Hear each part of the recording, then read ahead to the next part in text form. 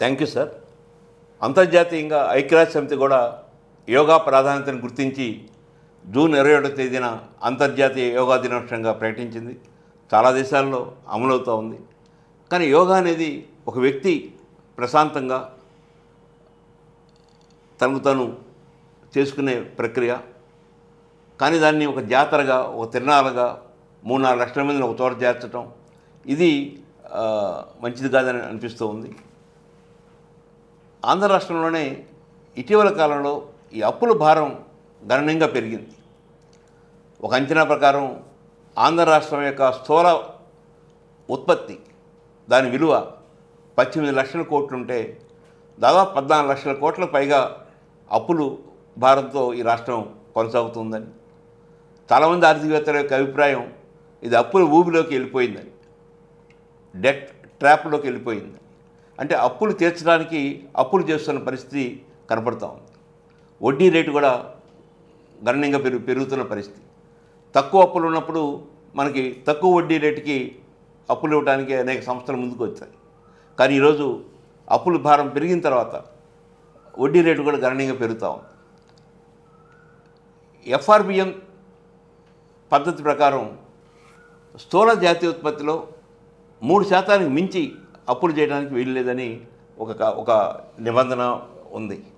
కానీ దాన్ని ఎప్పుడో అధిగమించి కార్పొరేషన్లని సృష్టించడం, కార్పొరేషన్ పేరుతో అప్పులు తీసుకోవటం, కొన్ని అప్పులకి గ్యారెంటీలు ఇవ్వటం, లేదా కాంట్రాక్టర్లకి, ఉద్యోగస్తులకి, రకరకాల వ్యక్తులకి ఇవ్వాల్సిన డబ్బులు చెల్లించకుండా వాయిదాలు వేసుకుంటూ ఉంటాం. ఇలాంటి అన్నీ కలిపితే ఈ అప్పుల భారం గణనీయంగా పెరుగుతూ ఉందని, ఒక వ్యక్తికి తలసరిన 1.5 లక్షల రూపాయలు అప్పు కొనసాగుతుందన్న పరిస్థితి. ప్రతి మంగళవారం రిజర్వ్ బ్యాంక్ దగ్గర మనం 3,000-4,000 కోట్ల రూపాయలు అప్పులు చేస్తున్న పరిస్థితి చూస్తూ ఉన్నాం. మన బడ్జెట్ గమనిస్తే మన రాష్ట్ర ప్రభుత్వం యొక్క ఆదాయం, ప్రభుత్వ ఉద్యోగుల జీతాలు, ప్రభుత్వ ఉద్యోగుల రిటైర్ అయిన వాళ్ళ యొక్క పెన్షన్లు, కొన్ని సంక్షేమ పథకాలు, వీటికి మాత్రమే పరిమితం ఏం తప్పితే అంతకు మించి అభివృద్ధి కార్యక్రమాలు కానీ ఇతర కార్యక్రమాలు చేయడానికి అప్పుల మీదనే ఆధారపడాల్సిన పరిస్థితి ఏర్పడింది. ఈ పరిస్థితి నుంచి మనం ఎలా అధిగమించగలం, ఈ అప్పుల భారాన్ని ఎలా తగ్గించగలుగుతాం, భవిష్యత్తులో సంపదని మరింత సృష్టించడానికి ఏ మార్గాలు చేపడితే బాగుంటుందో ఒక ఆర్థికవేత్తగా, ఆర్థిక పాఠాలు లక్షలాది మందికి నేర్పిన ఒక ప్రొఫెసర్గా మీ అభిప్రాయాలు తెలియజేయాలని కోరుకుంటున్నాను. Most complicated question. ఎలా అంటే ఇది almost A matter of impossibility. కారణం ఇవాళ దేశం అంతా కూడా ఒక విషవలయంలోకి వెళ్ళిపోయింది. ఆ విషవలయం ఏమిటంటే కాంపిటీటివ్ వెల్ఫేరిజం, పోటాపోటీ సంక్షేమవాదం. అంటే ఉదాహరణకి జగన్మోహన్ రెడ్డి గారు అమ్మ ఒడి 15,000 రూపాయలు అన్నాడు. దానిని చంద్రబాబు నాయుడు గారు 18,000 అన్నాడు. నెక్స్ట్ ఎలక్షన్కి ఎవరైనా కొత్త పార్టీ పెడితే మేము 25,000 ఇస్తామంటారు. అమ్మ ఒడి ఒకళ్ళకే ఇస్తే చంద్రబాబు నాయుడు గారు ఇంటిల్లి బాధి ఇస్తామన్నారు. ఇలాగా ఒకళ్ళ మీద ఒకళ్ళు పెంచుకుంటూ పోతున్నారు కేవలం ఓట్ల కోసం. ఈ కాంపిటీటివ్ వెల్ఫేరిజం వలన ఎప్పుడైతే ఖజానాలు ఖాళీ అవుతున్నాయో ఇది సాగినంతకాలం కూడా ఈ అప్పుల భారం పడక తప్పదు, దాన్ని ప్రజలు భరించగా తప్పదు. 2, వెల్త్ క్రియేషన్. ఈ వెల్త్ క్రియేషన్ కూడా ఒక విధంగా చెప్పాలంటే అది ఒక స్లోగనీరింగ్, ఒక స్లోగన్గా ఉపయోగిస్తున్నారు. కానీ జెన్యూన్గా వెల్త్ ఎలా క్రియేట్ చేయాలనే దాని మీద ఎక్సర్సైజ్ లేదు. ఇవాళ ఏమి చేయకుండా అలా ఉన్నా కూడా ఎకానమీ గ్రో అవుతుంది. ఆ ఎకానమీని, ఆ గ్రోత్ని మనం అడ్డం పడకుండా ఆపితే చాలు.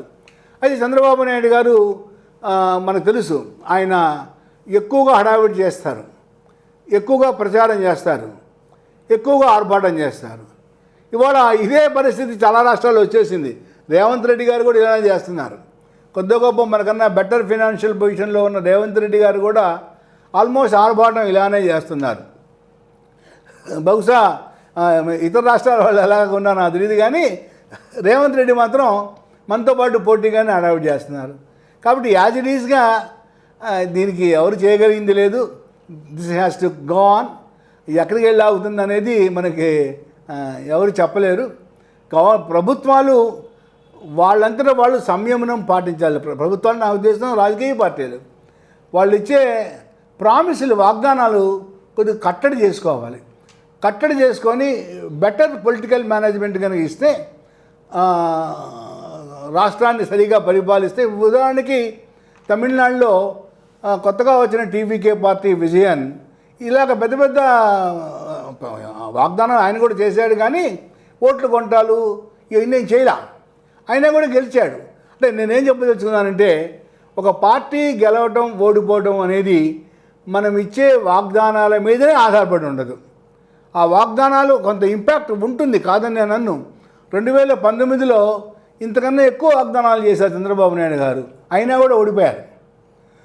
కాబట్టి కేవలం వాగ్దానాల మీదనే గెలవరు, చాలా ఫ్యాక్టర్స్ పనిచేస్తాయి. ఇవన్నీ మనకన్నా చంద్రబాబు నాయుడు గారికే బాగా తెలుసు. ఆయన చాలా ఎక్స్పీరియన్స్ కలిగిన రాజకీయ నాయకుడు. అయినప్పటికీ కూడా ఏదో విధంగా గెలవాలి. దాన్ని మనం లీవింగ్ నో స్టోన్ అన్టర్న్డ్ అంటాం. ఆయన 2024 ఎన్నికలకి అదే పాటించాడు. యాంటీ ఇన్కంబెన్సీ జగన్మోహన్ రెడ్డి గారికి ఉంటుందని తెలిసినా కూడా ఎక్కడ ఆయన రిస్క్ తీసుకోవాలా, ఛాన్స్ తీసుకోవాలా. ఒకవైపు అలయన్స్ కోసం ట్రై చేశాడు, మరోవైపు వాగ్దానాలు చేశాడు. ఇవన్నీ చేసిన తర్వాత ఇప్పుడు వాగ్దానాలు నేను చెయ్యను అంటే ప్రతిపక్షాలు ఆగవు, అల్లరి చేస్తాయి. కాబట్టి ఆ వాగ్దానాలు తీర్చడానికి మనకి రుణాలుగా ఎడగ తప్పదు. మీరు చెప్పినట్లు అప్పులు పెరిగే కొందికి వడ్డీ రేట్లు పెరుగుతాయి. మనకి ముందు రూపాయి వడ్డీకి ఇచ్చేవాళ్ళు పెరుగుతారు. మన అప్పులు పెరగగానే రూపాయన్నర అంటాం, మనమే ఇస్తాం. ఆ తర్వాత మనం 3 రూపాయల వడ్డీ కూడా అప్పులు చేస్తాం. ఎందుకంటే మన కెపాసిటీ పోతుంది, మన క్రెడిట్ కెపాసిటీ తగ్గిపోతుంది, రేట్లు పెరుగుతాయి. రాష్ట్రం కూడా అంతే, వాళ్ళ రాష్ట్రానికి జరుగుతుంది కూడా అదే, భారతదేశం మొత్తం మీద కూడా జరుగుతున్నది అదే. కాబట్టి మొత్తం రాజకీయ పార్టీల్లో ఒక అవగాహన రావాలి. లేదా చంద్రబాబు నాయుడు గారు లాంటి అనుభవం కలిగిన రాజకీయ నాయకుడు కేవలం వాగ్దానం వల్లనే మనం వస్తామా, రాము. కాబట్టి వాగ్దానాలు చేయడం అనేది తగ్గించాలి. ఇప్పుడు ఆయన వాగ్దానాలు చేసేసాడు, నౌ ఈ కెనాట్ గో బ్యాక్. ఇప్పుడు ఆయన చేయగలిగింది ఎంత ఏంటంటే ఆస్టిరిటీ, నిరాడంబరత, ఖర్చు తగ్గించడం, ప్రభుత్వం ఖర్చు తగ్గించడం, దుబారా తగ్గించడం. ఈ దుబారా తగ్గించి, దుబారా ఏదో ఒకరోజు సైకిల్ మీద వస్తే దుబారా పోదు, మొత్తం మీద దుబారా లేకుండా ప్రభుత్వాలు కనుక పనిచేస్తే కొంతవరకు ఉపశమనం. ఆ తర్వాత ఈ అప్పులు ఇవన్నీ కూడా కొంత వాళ్ళు ట్రై చేయొచ్చు. పబ్లిక్ నుంచి బారోయింగ్స్ కార్పొరేషన్స్ నుంచి ట్రై చేయొచ్చు. పెద్ద పెద్ద కంపెనీల దగ్గర నుంచి లోన్లు తీసుకోవచ్చు తక్కువ వడ్డీ రేటుతోటి. అంటే ఆ క్రెడిబిలిటీ కనుక ఉంటే ఇస్తారు. చాలామంది దగ్గర బ్లాక్ మనీ ఉంటుంది. ఆ బ్లాక్ మనీని ఛానలైజ్ చేసి ప్రభుత్వం అప్పులుగా తీసుకొని తక్కువ వడ్డీ రేటుతో బయటపడవచ్చు. ఇది ఒక solution as far as my knowledge goes.